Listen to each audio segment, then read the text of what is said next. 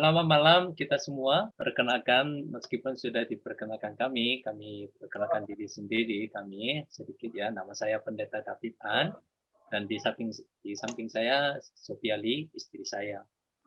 Kami menikah di tahun 2004, tanggal 21 bulan Februari. Jadi hari Minggu kemarin pas itu ulang tahun pernikahan kami ke-17 tahun. Jadi saya lewat 15 tahun, jadi ini undangan, jadi saya boleh masuk bergabung dengan kita. Jadi ketika saya dihubungi Pendeta Sumardi ya, menyampaikan materi ini, saya juga sangat berterima kasih karena kami bisa dipakai Tuhan, apa yang kami alami, apa yang kami gumuli, dan apa yang kami harapkan. Itu yang kami mau sampaikan kepada kita semua. Dan ini sangat-sangat memberkati kami, khususnya sebagai suami istri dalam rumah tangga kami sungguh-sungguh dikuatkan melalui firman ini. Jadi saya mau sharing kepada kita semua dengan harapan keluarga kita, pasangan kita, rumah tangga kita semakin serupa dengan rencana Allah yang sudah ditentukan bagi kita semua. Kami menikah di tahun 2004 dan sudah dikaruniai 2 anak laki-laki. Jadi yang pertama umurnya 16 tahun dan yang nomor 2 15 tahun. Tingginya setinggi saya sekarang. Jadi kami pakai baju bersama. Kalau laki-laki kan baju olahraga pakai bersama-sama. Sepatu pun kami bareng pakai itu. Jadi badannya sudah tinggi sama saya. Kami masuk ke Indonesia tahun 2007. Belajar bahasa Indonesia, kemudian pindah ke Palembang tahun 2009. Jadi kalau hitung total itu sekitar 14 tahun kami sudah di Indonesia. Dengan anugerah Tuhan, dengan pertolongan Tuhan, kami bisa ada sampai saat ini. Dan mungkin Bapak Ibu nanti pasti terasa bahasa kami masih gitu-gitulah. Jadi saya memohon pertolongan Roh Kudus supaya Roh Kuduslah yang menerjemahkan. Jadi Bapak bisa juga mengerti. Ada yang ibu yang tidak mau dipanggil ibu ya. Tadi saya lihat itu. Jadi saya panggilnya apa? Cece atau apa itu? Saya kurang tahu bahasa Batak atau bahasa lain saya kurang tahu. Jadi mungkin saudara-saudari atau teman-teman atau Bapak Ibu, ya apa saja. Ya, maksud saya kita terbuka seperti moderator kita hari ini, kita saling terbuka mau dibentuk oleh firman Tuhan. Nah, Bapak Ibu, bagaimana kabar belakangan ini? Bagaimana kabar rumah tangga Anda? Apalagi sedang kita melewati masa pandemi COVID-19. Apakah keluarga Anda, suami istri itu tetap baik, tetap berbahagia, atau sebaliknya? Karena pandemi lebih banyak waktu bersama, maka menimbulkan ya, masalah atau tidak. Hari ini kita akan belajar bersama-sama bagaimana rencana Allah bagi keluarga kita. Rencana Allah sesungguhnya dirancangkan bagi kita, itu akan saya sharing kepada kita. Bapak Ibu, saya mengajak kita coba memikirkan kembali sejenak waktu pertama kali Anda bertemu dengan pasangan kita. Itu kapan dan di mana? Kalau kami pertama kali bertemu di sekolah teologi ya, S2 di tahun 2001. Ini sudah 20 tahun yang lalu ya, Ya. 20 tahun berlalu. Apakah bosan atau Enggak pernah belum? bosan, enggak pernah bosan. Waktu itu kami cepat jadi berteman karena murid-murid yang lain semuanya agak tua semua. Maka bahkan waktu itu kelihatannya sepertinya abang bayi dan lembut hatinya di mata saya. Maka sampai sekarang masih teman paling dekat. Apakah pasangan Anda masih kelihatan baik dan lembut hatinya terhadap Anda? Sama aja manisnya seperti masa pacaran? Apa yang membuat Anda ingin berpacaran dengan pasangan Anda sekarang? Tidak ada kehalangan untuk mencapai goal pernikahan? Apakah Anda pernah berdua sungguh-sungguh untuk menikah? Saya sih, saya pernah berdua sungguh-sungguh. Ketika kami mulai berpacaran, saya mau mendapat izin dulu dari orang tua saya, apakah boleh berpacaran sama orang ini atau tidak, makanya. Biasanya mama-mama punya banyak persyaratan untuk mencari calon menantunya, ya kan? Mama saya juga sama. Maka saya berdua bahwa kalau orang ini sungguh Tuhan berikan saya bagi saya, orang tua saya pun pasti senang menerimanya. Kalau tidak, saya tidak mau berpacaran. Oleh karena itu, saya berdua puasa selama 1 bulan. Puasa malam. Karena tidak mau salah pilih di hadapan Tuhan. Saya yakin semua orang percaya pasti berdoa ya sebelum pacaran. Bukan sesudah menikah. Tuhan mengabulkan doa saya melalui firman Tuhan. Matius pasal 5 ayat 5. Berbahagialah orang yang lemah lembut karena mereka akan memiliki bumi. Sepertinya Tuhan mengatakan kepada saya, Dapidan orang lembut hatinya, kusiapkan bagimu. Seperti itu. Saya terima ayat ini sebagai tanda Tuhan. Setelah 1 bulan begitu berlalu, Pak An mendatangi rumah saya, memakai baju keren, formal, dasi, bawanya bakul bunga besar dan cukup mewah, dan bersalah kepada orang tua saya dan berbicara sebentar. Tidak lama kemudian ia langsung berlutut di hadapan orang tua saya dan berkata, saya mau menikah sama Sophia. Izinkanlah saya. Saya berkata diam-diam. Iya, memang saya kaget sekali waktu itu. Mama saya, papa saya tertawa-tawa dan mengizinkan kami berpacaran. Sampai sebelumnya ibu saya begitu banyak persyaratan untuk mencari calon pasangan anak-anaknya, tetapi waktu itu hilangnya semuanya. Mama bapak saya terima Pak An dengan senang hati. Cerita kami kira-kira seperti inilah. Apakah bapak-bapak masih ingat masa pacaran? Ya? Saya masih ingat ketika kami masih berpacaran, cara datingnya sangat sederhana karena waktu itu kami masih kuliah S2. Jadi kami makan di kantin di sekolah. Kemudian kalau mau berpacaran, kami biasanya jalan kaki di sekitar kampus di Seoul. Dan kalau ada duit, kami beli minuman itu minuman kopi, bukan Starbucks itu, bukan.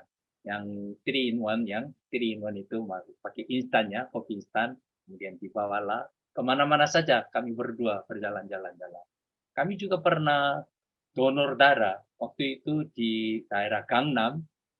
Bapak Ibu tahu Gangnam ya? Gangnam Style, itu daerah Gangnam. Di Gangnam itu ada bioskop, di depannya ada bis donor darah. Di situ kalau donor darah, kasih tiket film gratis. Jadi 1 orang dapat 1. Jadi saya donor darah, istri donor darah, jadi dapat 2 kartis yang gratis, kami nonton bersama-sama. Jadi waktu itu kami memang begitulah. Sambil itu kemudian kami sibuk juga karena kami kuliah sambil melayani dan kadang-kadang kami juga kerja sampingan untuk menutupi memenuhi biaya kuliah juga karena orang tua kami tidak begitu mampu. Tetapi pada waktu itu kami tidak terasa lelah, tidak terasa capek, malah berbahagia karena selalu bersama. Kira-kira itu waktu kami berpacaran. Saya yakin saudara-saudara di sini pun pasti punya love story ya, lebih menarik, lebih romantis, lebih indah daripada kami. Namun, pernikahan mendatangkan dunia baru, dunia yang tidak pernah kita bayangkan. Apakah saya sendiri mengalaminya? Bagaimana bapak-bapak ibu-ibu? Suatu hari, seorang anak kecil bertanya kepada si ayahnya,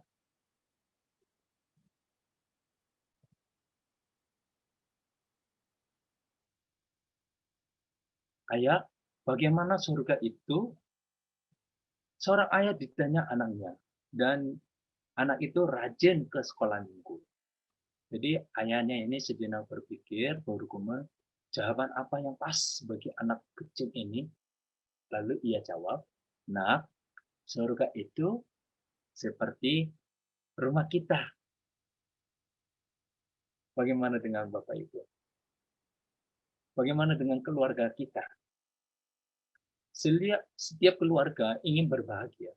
Ketika kita menikah dengan pasangan kita sekarang, kita pasti berharap pernikahan itu menjadi sebuah kebahagiaan besar bagi kita semua. Namun, bagaimana sekarang? Ada usia pernikahannya mungkin baru, ada tadi saya dengar ada pengantin baru, ada yang sekitar 10 tahun, 15 tahun.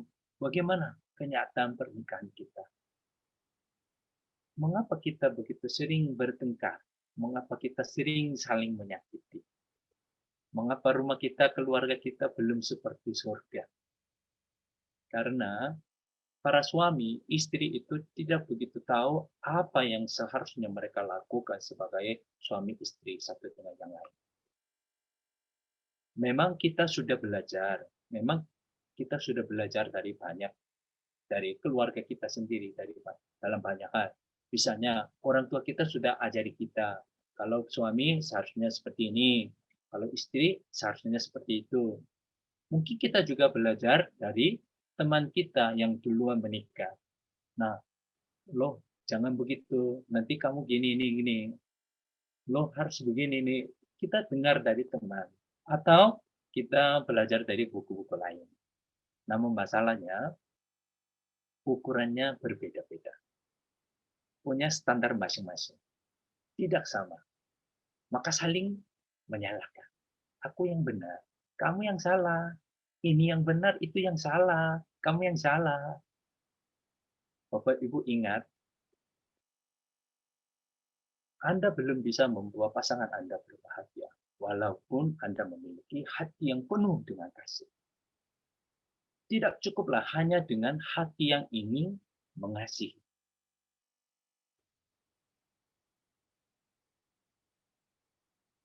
Ya. Suatu hari, singa mau nikah sama sapi.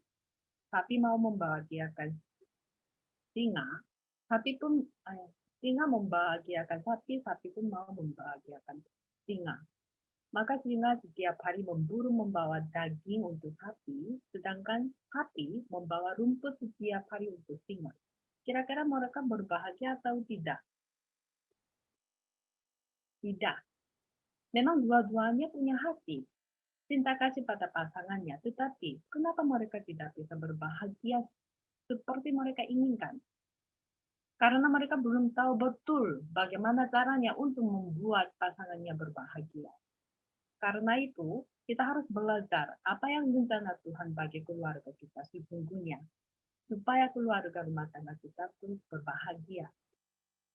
Kalau begitu, apa rencana Allah bagi keluarga kita? Yang pertama, Pak. Ya, ada 3 poin yang penting hari ini kita bahas itu. Yang pertama, suami istri itu satu daging. Rencana Allah bagi keluarga kita yang poin pertama adalah suami istri itu adalah satu daging.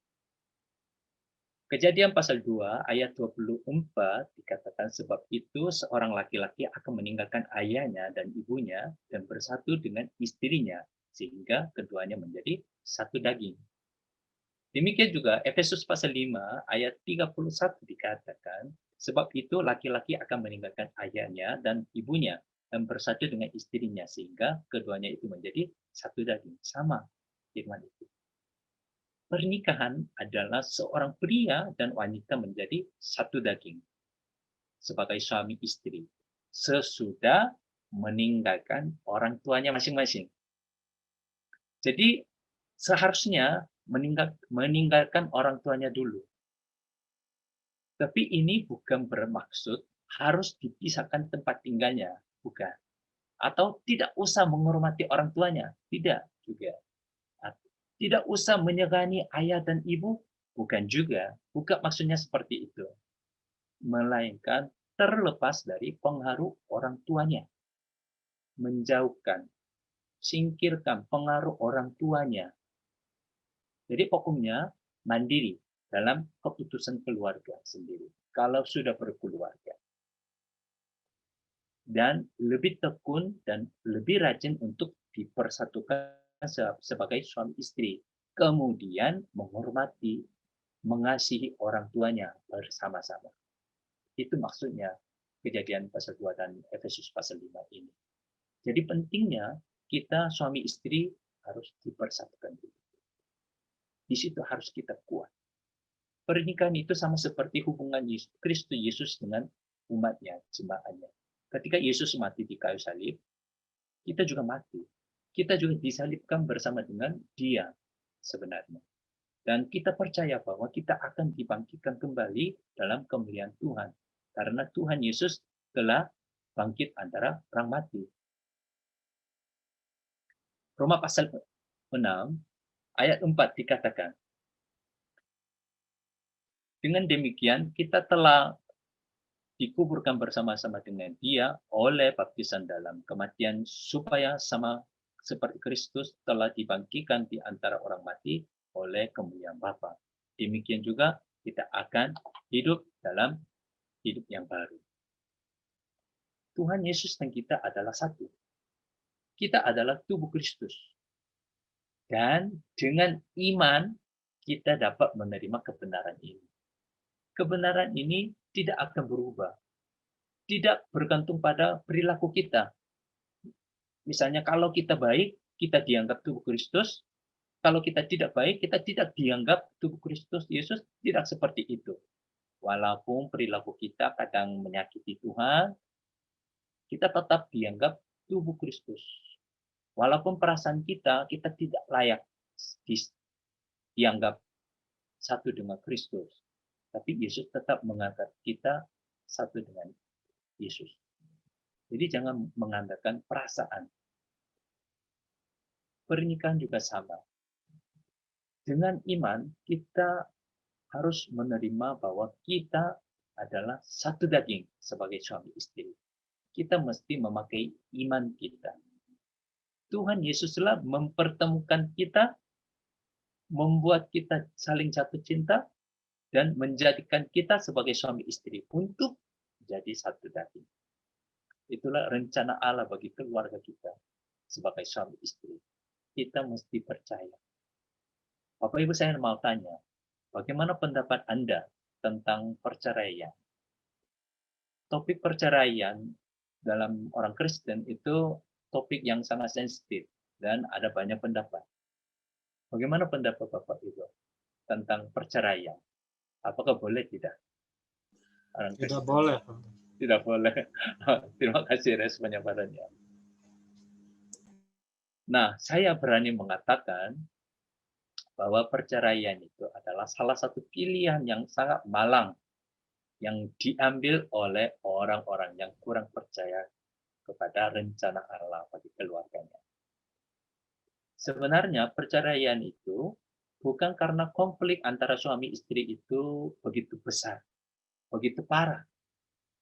Melainkan karena mereka sudah menganggap, sudah mengasumsikan perceraian itu adalah salah satu pilihan, salah satu solusi, salah satu jalan keluar.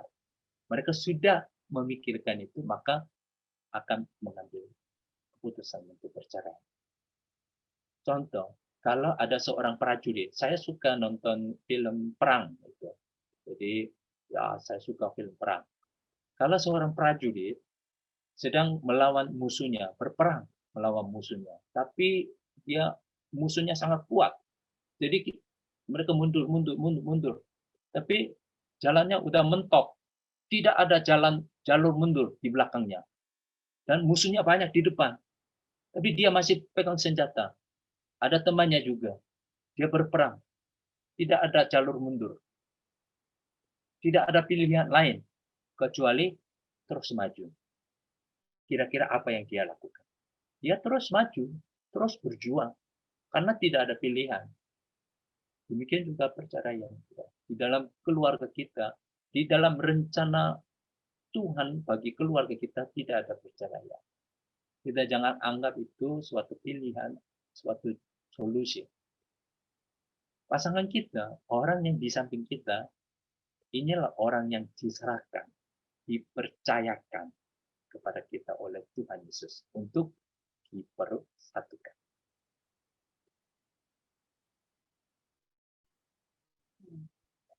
Tetapi apakah Bapak Ibu dengan mudah bisa mengatakan bahwa sudah satu daging dengan pasangan Anda? Atau bisa merasakan persatuan sama pasangan dan bisa mengaku Anda sudah kompak sekali sama pasangan Anda? Bagaimana? Benar-benar satu pikiran, satu jiwa, bahkan menjadi satu daging? Bagaimana? Saya dulu pernah berpikir bahwa tidak satu. Saya merasa tidak bisa menjadi satu. Saya menemukan banyak perbedaan di dalam kami. Pagan senang olahraga, sedangkan saya tidak sama sekali. Pagan senang makan daging, saya senang makan ikan, sayur. Dan suatu hari saya lihat ketika suami saya bilang sudah kenyang, sedangkan saya merasa masih lapar. Ketika suami saya kelihatannya senang sekali, sedangkan saya merasa tidak begitu senang. Benarkah ini satu daging? Namun tetapi saudara, sebenarnya di waktu pernikahan, suami istri sudah menjadi satu. Tinggal menerima, menikmati sebagai kebenaran Tuhan. Ketika saya menerima kebenaran ini dengan iman, saya baru bisa melihat karya Tuhan dalam suami saya. Dan ketika saya sungguh-sungguh mengaku persatuan kami, perbedaan di antara kami sudah berubah menjadi sebuah keindahan bagi diri saya sendiri. Sebenarnya karena suami saya senang berolahraga, saya pun memikirkan perlunya olahraga. Dan karena berbeda selera makan, itu bisa memperkayakan gizi makanan sebenarnya. Tuhan jadikan kami saling melengkapi, memberkayakan. Bukanlah menilaikan.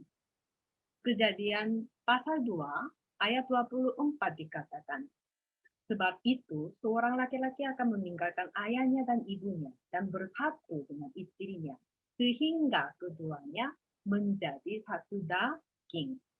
Artinya, Tuhan bukan semakin mempersatukan atau akan mempersatukan, melainkan telah dipersatukan oleh iman. Ketika kita menerima firman Tuhan ini, kita bisa menikmati anugerah Tuhan melalui pasangan kita.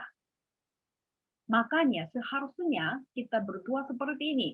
Tuhan, terima kasih beri saya suami yang jauh berbeda dengan saya untuk mengindahkan hidup saya. Namun demikian, saudara, memang agak susah untuk kita selalu mengatakan kita sudah menjadi satu. Maka kita harus tahu poin yang kedua dalam rencana bagi keluarga kita.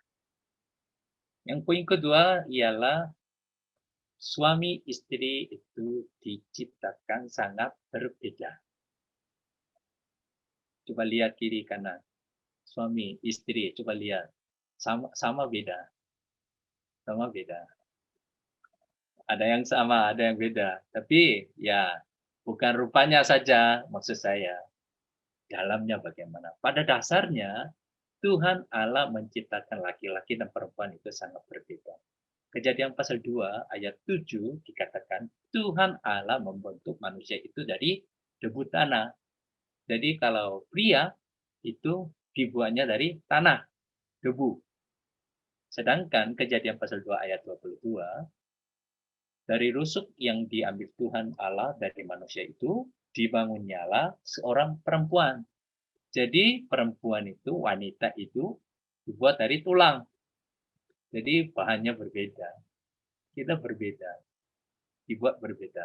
Nah, kalau kita mungkin teman-teman saudara pernah baca buku yang ditulis oleh John Gray, itu Pria dari Mars, Wanita dari Venus. Itu di situ sangat jelas perbedaannya pria, seorang wanita, betapa bedanya. Buku itu sangat jelas. Itu bukan bedanya seperti orang Batak, orang Jawa, orang China, orang Korea, bukan bedanya seperti itu. Planetnya berbeda. Asal mulanya sangat berbeda. Bukan hanya bahannya berbeda. Jadi laki-laki, perempuan itu jauh berbeda, sangat-sangat berbeda. Saya akan menunjukkan beberapa contoh saja ya. Ini saya ambil dari internet. Nah, coba lihat pakaian. Ketika melihat pakaian, berbeda tanggapan si wanita, aku enggak punya baju buat dipakai lagi. Padahal lemarinya tidak ada tempat lagi, kos penuh. Sedangkan pria, nah itu yang bakal gue pakai semingguan ini. Padahal tinggal satu. Nah, seperti itu. Biasanya. Nah, bercermin. Ketika melihat diri di cermin, wanita biasanya, aduh, aku gendut sekali, gendut sekali.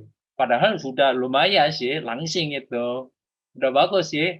Tapi rasanya, aduh, aku gendut. Pria. Nah, saya ini rasakan ini. Saya jujur aja, saya rasakan ini. Kalau dilihatin ya, di cermin, padahal saya sudah pernah begitu ya, tapi merasa dirinya, oh lumayan lah, oh ini lumayan bagus, mantap itu. Ya itu masih kurus, tapi ya, rasanya seperti itu. Berbeda tanggapan cara melihat di cermin. Nah, pergi ke salon, pria sebelum sesudah jauh berbeda dengan harga 50.000. Sedangkan wanita sebelum sesudah apa bedanya? Dengan harga 500.000. Nah, itu biasanya ya ketika setelah putus cinta, kalau pria 1 hari, wah, yes, aku cari lagi. Tapi seminggu baru bertemu. Dan sebulan dia baru sedih. Tapi wanita, kalau hari pertama dia sedih. Tapi seminggu dia pulih. Dan setelah 1 bulan, wah, bebas. Merasa bebas. Seperti ini. Biasanya. Nah, berbagi tempat tidurnya. Bagaimana, Bapak Ibu? Bagian yang mana? Bagian wanita, ya 2/3. Kalau bagian pria, 1/3. Nah, bagian mana? Saya kurang tahu. Itu katanya. Kalau cara melihat warna, nah seperti itu. Wanita itu detail sekali. Itu warna menurut di mata pria itu sama aja biru. Tapi itu biru tapi sea green, blue green, sky blue. Beda-beda, tapi menurut saya sama aja itu biru warna blue. Tapi beda-beda. Jadi cara pandang itu sangat berbeda. Sangat berbeda. Bukan hanya itu saja, banyak hal. Dalam banyak hal pria, wanita berbeda. Menurut buku itu, pria itu dari Mars dan wanita dari Venus. Planetnya berbeda, maka pasti wajar berbeda. Nah, Bapak Ibu, keluhan dari para wanita biasanya seperti itu. Keluhan dari para wanita seperti ini. Ketika dia berbicara dengan suami, wanita itu rasanya seperti ini. Tidak mengerti isi hatinya. Tidak mengerti isi hatinya. Ketika wanita bergumul dan bercerita kepada suaminya, suami dengar. Dan apa yang suami lakukan? Ketika dengar, baru tangkap masalahnya apa. Kemudian kasih solusi. Nah ini, sayang ini, kamu harus begini-begini. Pria itu cenderung mau menyelesaikan masalah yang dihadapinya istri. Karena menurut pria itu, pria harus menyelesaikan masalah yang mengganggu istrinya. Jadi dia kasih solusi. Sayang, begini aja. Ini yang bagus ini. Tapi dimarahi istri. Karena istri bukannya maunya dikasih solusi, tetapi istri itu wanita itu maunya simpati, mengerti isi hatinya. Jadi ada orang yang bilang, teman saya juga bilang itu, kalau pria tidak usah kasih solusi. Kalau lagi istri bercerita, mengeluh atau pergumulannya disampaikan, hanya kita ulangi aja kata yang paling belakang. Seperti ini. Istri bilang, aduh kemarin yang tetangga itu yang banyak bicara itu aku sakit hati. Suami dengar, oh ya sakit hati ya, oh ya. Itu cukup. Kemarin aku ini, nah, aku marah. Oh, kamu marah ya? Kenapa marah ya? Ini ulangi aja. Tidak usah kasih solusi. Kamu jangan marah, kamu ini harus ini. Tidak usah. Ulangi aja. Karena istri itu, keluhan dari wanita itu tidak mengerti isi hatinya. Nah, sedangkan keluhan dari pria seperti ini. Apa keluhan dari pria itu? Ketika pria berbicara dengan istri, dan istri ketika melihat suaminya, kalau melihat kekurangannya, kalau melihat kelemahannya sedikit, istri selalu kasih tahu, masukan, supaya suami itu lebih baik lagi. Karena istri selalu merasa itu dengan menikah suami saya lebih baik lagi. Harus lebih sukses. Suami saya lebih dikenal, lebih dihormati, lebih disukai orang, lebih bagus lagi. Itu wanita merasakan seperti itu. Maka wanita itu selalu kasih masukan. Ini, itu harus lakukan. Tadi harusnya segini, ini. Tadi harusnya begini, begini, begini. Itu lebih baik. Ini, coba ini pakai, coba cara seperti ini. Ini masukan, masukan, masukan. Supaya suami bertumbuh, suami lebih baik lagi. Tetapi ketika istri berbicara seperti itu tanpa henti, suami apa yang dirasakan? Suami itu tidak dihormati, tidak dihargai. Justru kami, para pria, merasakan dia mau kontra saya, dia mau itu. Jadi keluhan daripada pria, aku tidak dihargai, aku tidak dihormati. Kira-kira beginilah perbedaan di antara laki-laki dan perempuan. Jadi sangat berbeda. Namun sebenarnya perbedaan itu merupakan daya tarik ketika kita masih berpacaran. Karena kita berbeda satu dengan lain, maka kita saling tertarik, terpesona, dan jatuh cinta. Ketika Adam bertemu dengan Hawa, ia langsung jatuh cinta. Mengapa? Karena Hawa sangat berbeda dengan dirinya Adam sendiri itu. Tapi masalahnya, sesudah dimakannya buah yang dilarang oleh Allah, perbedaan itu sebelumnya adalah daya tarik, sekarang menjadi penyebab konflik. Sebelum menikah, kita saling tertarik pada sesuatu yang berbeda. Namun sesudah menikah, justru karena kita berbeda, kita sering merasa sulit dipersatukan. Kita beda, kita tidak mungkin dipersatukan. Nah, seperti itu. Kebanyakan alasan dari pertengkar atau konflik antara suami istri pernikahan bukan karena salah satunya salah, tetapi mereka berdua sangat berbeda dalam banyak hal. Kalau kita tidak memahami perbedaan itu, tidak akan terselesaikan konflik di dalam pernikahan. Tidak memahami tidak akan lebih baik lagi pernikahan kita. Malah pertengkarannya lebih besar lagi meskipun mulai berbicara untuk berdamai. Aku salah, mau berdamai, mulai berbicara, tapi makin besar pertengkarannya kalau tidak menerima perbedaan. Maka kita harus memahami dan mengakui bahwa kita saling berbeda. Dan kita perlu menerima apa adanya pasangan kita. Jika ditemukan suatu perbedaan, harus ingat. Itu harus kita pahami dan itu harus kita terima. Dan harus mengerti poin yang 3 dalam rencana Allah di keluarga kita. Yang ketiga. Poin ketiga adalah kebahagiaan hanya dapat ditemukan dalam Yesus Kristus.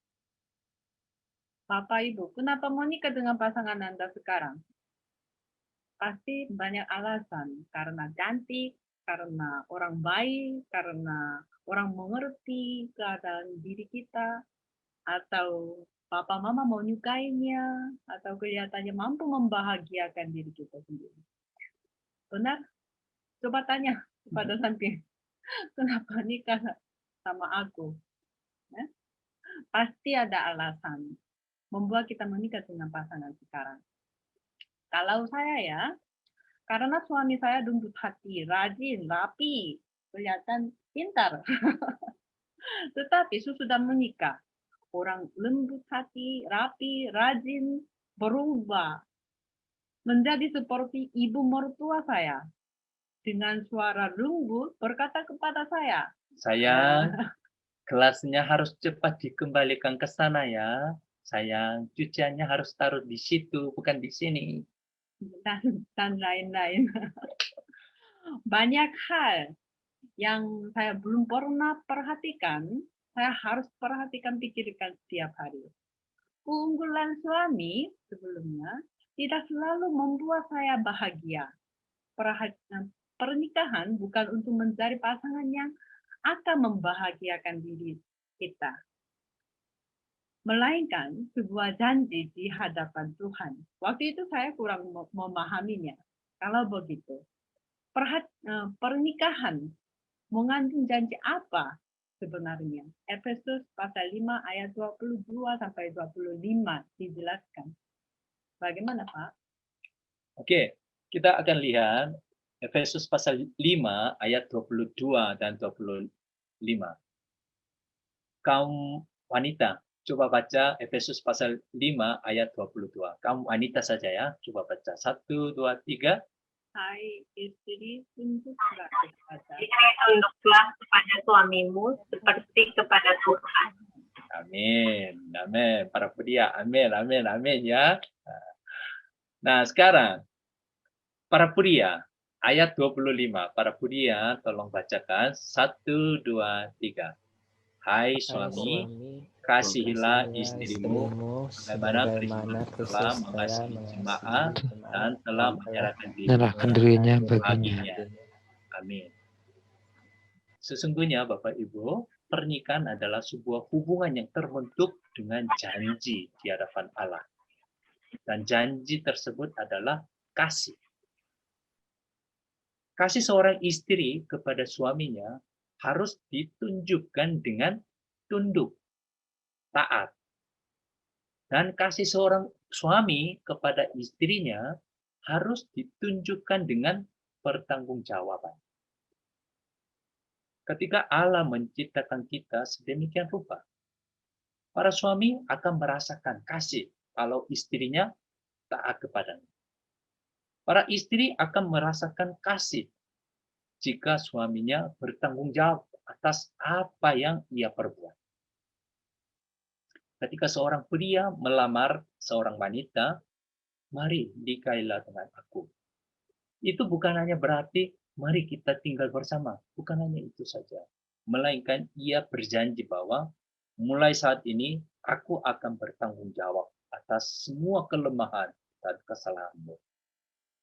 Jika seorang wanita menjawab mengatakan, iya saya mau, yes, terhadap lamaran si pria itu bukan hanya berarti, iya saya akan tinggal bersamamu. Bukan hanya itu saja. Melainkan ia berjanji bahwa mulai saat ini aku akan taat kepadamu.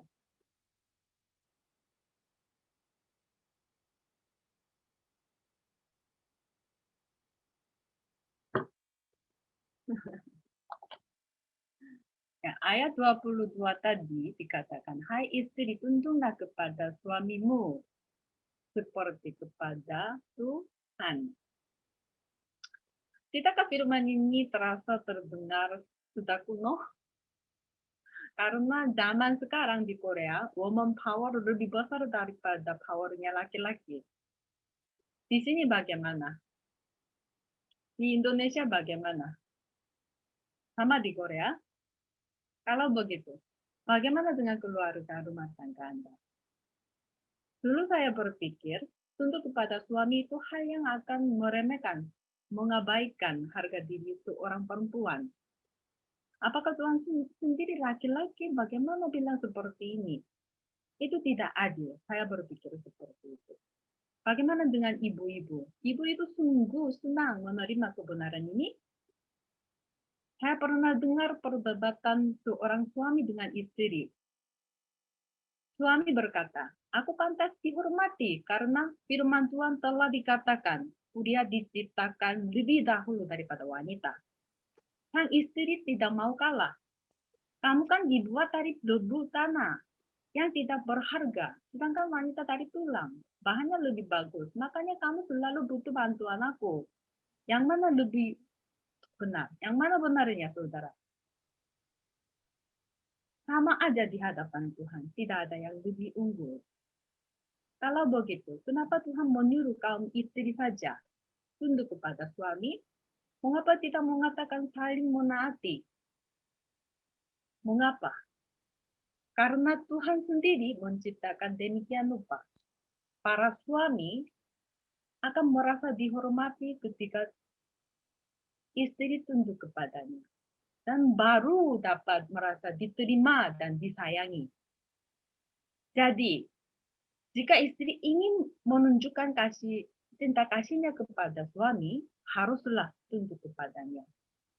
Karena selain taat, sang suami sulit mengerti, merasa ya sudah diterima. Apalagi disayangi.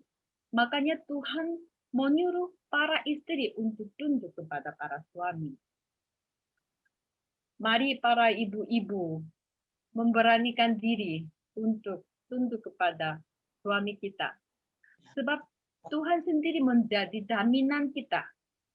Itulah cara yang Tuhan berikan kepada kita untuk menghidupkan, memulihkan hubungan dengan pasangan kita. Ketika kita mulai tunduk, kita bisa melihat karya Tuhan dalam suami kita. Hati, pikiran suami pun mulai tergerak, berubah, bertumbuh oleh tangan Tuhan Yesus. Firman Tuhan jelas berbunyi bahwa tunduklah kepada suamimu seperti kepada Tuhan. Artinya kalau kita tunduk kepada suami, Tuhan menganggap kita tunduk kepada Tuhan sendiri. Maka para istri, kita harus meresponi firman Tuhan ini dengan sungguh-sungguh dan dengan iman tunduk pada suami kita. Tuhan ingin memberkati dan ingin memulihkan rumah tangga kita dan keluarga kita. Alkitab sangat menekankan bahwa kita bisa menjadi seorang istri atau seorang suami yang sesuai dengan firman-Nya. Jika seorang istri taat kepada suaminya seperti taat kepada Yesus.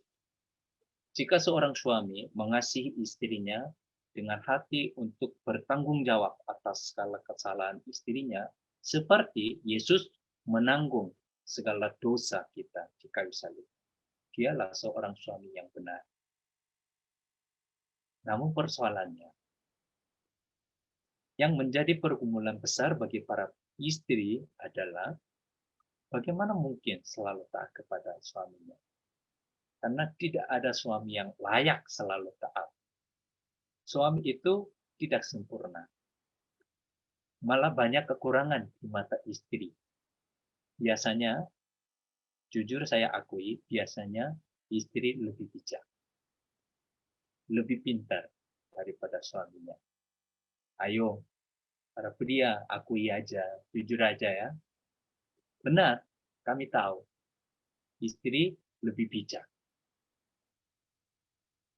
Jadi bergumul sekali kalau istri selalu taat kepada suami yang banyak kekurangan.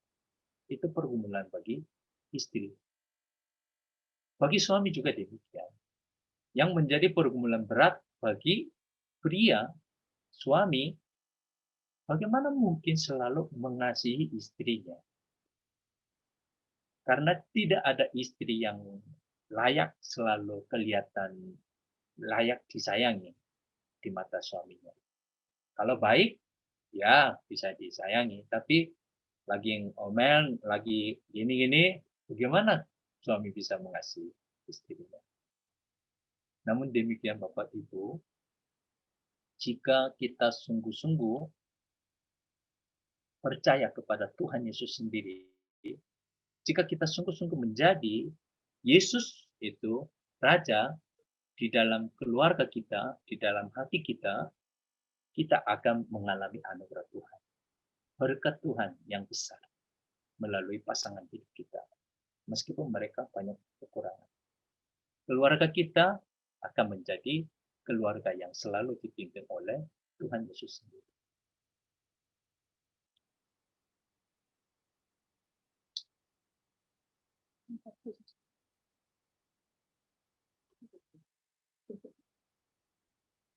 Sebuah wadah ada di hati kita sejak kita dilahirkan. Wadah tersebut direncanakan untuk diisi, dipenuhi dengan cinta kasih. Oleh karena itu, kita selalu meminta kasih kepada orang lain, khususnya kepada pasangan kita, istri kita, dan istri dan suami, dan atau anak-anak. Tetapi sayangnya, wadah tersebut tidak sempurna dari awal, maka tidak mungkin dipenuhi oleh kasih manusia. Hanya kasih Tuhan Yesus di kayu salib bisa memenuhi wadah kita dan dapat memuaskan hati kita. Suami saya, ya di mata saya smart dan bisa membuat saya membuat orang lain happy kelihatannya. Oleh karena itu, saya berpikir kalau menikah sama orang ini, saya pasti selalu berbahagia. Tetapi kenyataannya tidak begitu. Meskipun suami saya tetap menyayangi saya, tetapi hati saya sepertinya tidak selalu dipuaskan. Awal pindah ke Indonesia, anak saya baru 1 tahun dan baru 2 tahun. Kami tinggal di kampung. Namanya Ungaran ya. Ungaran. Namun saat itu, suami saya sama sekali belum bisa berbahasa Indonesia, satu kata pun ya. Ya, satu kata bisa, terima kasih. Satu urusan pun tidak bisa dia sendiri uruskan. Terkadang seperti itu, karena kekurangan pasangan dalam situasi yang sulit membuat kita kurang puas atau kurang berbahagia. Kita menikah untuk berbahagia, tapi kenyataannya tidak demikian. Mengapa? Karena kebanyakan dari kita mencari kebahagiaan itu dari pasangan kita. Saya juga dulu seperti itu. Saya juga berharap demikian. Kalau saya menikah dengan istri saya yang begitu cantik, begitu lembut bicaranya, saya pasti berbahagia. Saya kira kebanyakan dari kita juga yang ada di sini tidak begitu jauh berbeda dengan saya. Betul kan? Mau berbahagia dengan orang ini, maka menikah. Tetapi itu salah. Saya berani katakan itu salah. Salah besar. Karena kita berharap kepada istri, kepada suami, justru kita merasa dikecewakan, disakiti, bahkan ditipu, penyesalan.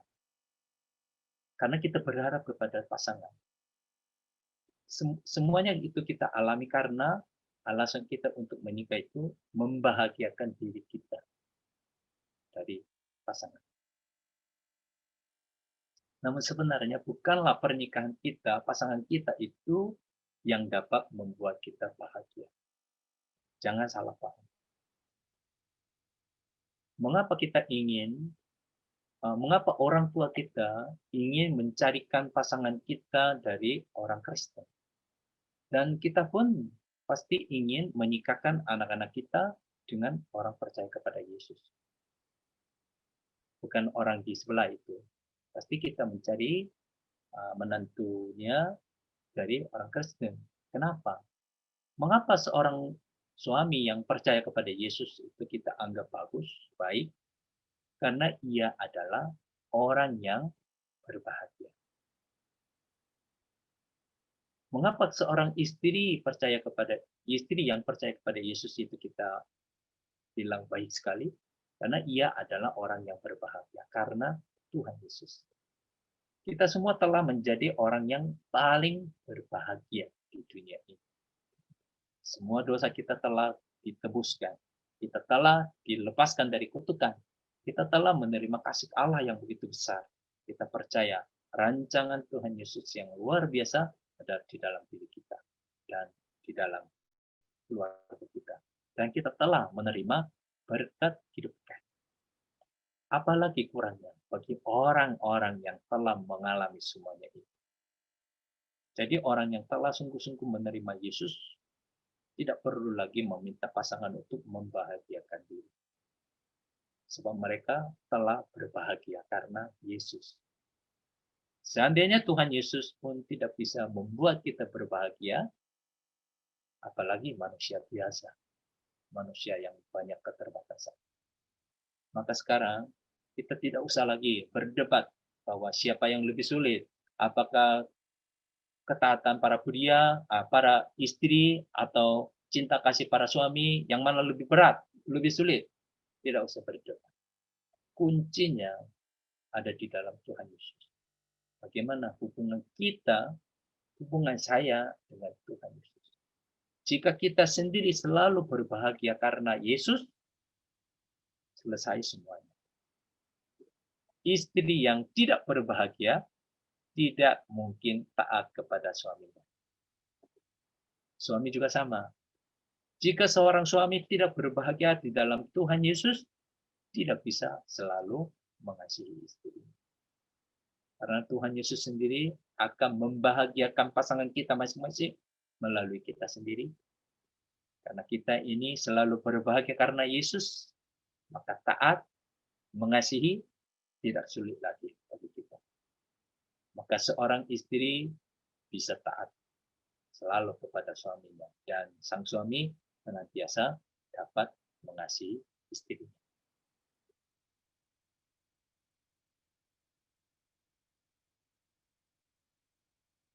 Saya tidak ingat ya sejak kapan, tetapi suatu hari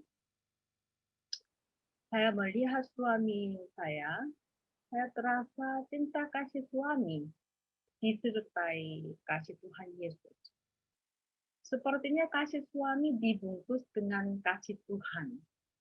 Maka melalui suami saya, cinta kasih yang begitu besar mengalir masuk ke dalam hati saya. Kasih itu sangat berbeda dengan kasih yang berasal dari suami saya sendiri. Sekarang saya tahu bahwa ketika suami makin memandang Yesus dan makin erat dengan Tuhan, kasih kepada saya pun makin jelas dan makin bertambah. Saudara-saudari, kasih itulah sungguh membahagiakan. Saya sendiri sudah kurang lebih 9 tahun menjalankan sebuah pelatihan rohani, yaitu jurnal bersama Yesus di setiap hari. Setiap hari sebelum mengakhiri kegiatan aktivitas hari itu, saya memikirkan kembali, mengoreksi diri saya. Apakah hari ini saya sungguh-sungguh memandang Yesus atau tidak? Apakah saya memikirkan Yesus atau tidak? Apakah saya taat atau tidak? Suatu hari, Tuhan Yesus membuka mata rohani saya terhadap istri saya. Karena hubungan saya dengan Tuhan itu semakin dekat, karena saya semakin yakin dan mengalami Tuhan Yesus sungguh mengasihi saya dapat menyadari juga bahwa Dia, Tuhan Yesus, sungguh mengasihi istri saya juga. Karena Ia juga putrinya. Saya putra, Dia itu putrinya. Dan Tuhan Yesus ingin menunjukkan kasih-Nya yang begitu besar kepada istri saya. Dan akhirnya hanya satu orang, hanya saya dipilih dari puluhan juta orang di seluruh dunia ini untuk mengalirkan kasih-Nya kepada istri saya. Satu-satunya saya merupakan saluran berkat bagi istri saya sebagai suami. Dan begitulah juga Bapak Ibu. Andalah pilihan Allah bagi pasangan Anda sekarang. untuk menunjukkan kasih Tuhan Yesus yang begitu besar kepada istri, kepada suamimu, Andalah dipilih untuk menjadi salurannya. Maka para pria, para suami, para istri selalu memandang Yesus. Selalu bersekutu dengan Tuhan Yesus. Selalu membangun hubungan dengan Yesus. Connecting with Jesus. Ketika mata kita terbuka dan selalu terarah kepada Tuhan Yesus yang selalu menyertai kita, menyertai keluarga kita, kalau begitu, rencana Allah bagi keluarga kita yaitu selalu bersukacita, selalu berbahagia akan kita alami, akan kita rasakan. Jadikan Yesus Raja di dalam keluarga kita. Rencana Allah bagi keluarga kita itu sangat jelas. Suami istri menjadi satu. Meskipun banyak hal berbeda. Meskipun diciptakan berbeda. Tetapi kita bisa berbahagia. Kebahagiaan itu hanya ditemukan di dalam Tuhan Yesus. Saya berharap, saudara-saudari, Bapak Ibu, kita tidak usah menyuruh, memaksa pasangan kita. Kita sendiri sehat, membangun hubungan dengan Tuhan, intim dengan Tuhan. Kalau begitu, pasangan kita pasti merasakan kasih Yesus melalui kita. Itulah yang hari ini mau kami sharing kepada kita semua.